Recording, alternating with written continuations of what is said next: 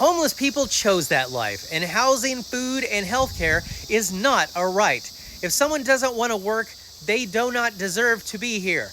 They are draining the system that we are paying into. Well, that sounds very Christian of you. Why wouldn't somebody just choose to be homeless? I mean, sleeping on underpasses, maybe getting stabbed or sexually assaulted while you sleep, getting harassed by cops in the middle of the night. I mean, doesn't that just sound like fun? I mean, it's kind of like glamping if you think about it. Jesus fuck. Christians really love victim blaming. Unless it's other Christians, that's a bridge too far. But sometimes other Christians, I mean, what denomination were they? And I have a question for you. If food, shelter, and healthcare are not rights, then what is the point of government? And I know a lot of you think that you really just want to take all of government down, but you don't really think that one through either.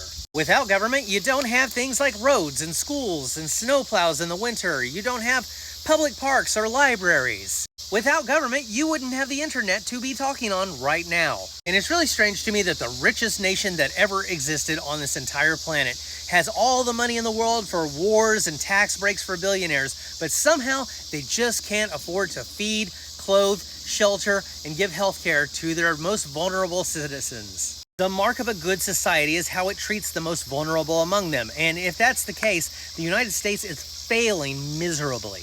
You guys act like that all this terrible shit would happen if we were somehow a socialist society, but everything that you worry about happening under socialism or communism is currently happening under capitalism in America right fucking now. And also, if somebody doesn't want to work, they don't deserve to be here, so you think children, the elderly, the disabled, they don't deserve to be here? Hello, eugenics. Hordes of homeless people? Capitalism. Long waits to see a doctor, even with insurance? Capitalism.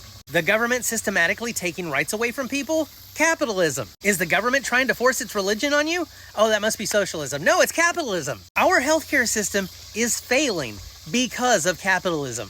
People who can't afford insurance go to the emergency room because that's the only place that will see them without asking for money first. So if you or I, and we have good insurance, go to the emergency room, it doesn't matter. You're still going to be waiting in line behind all these people who are not going to be paying. And they could be going to regular doctor's offices or outpatient clinics, but you decided that they didn't deserve to have health care.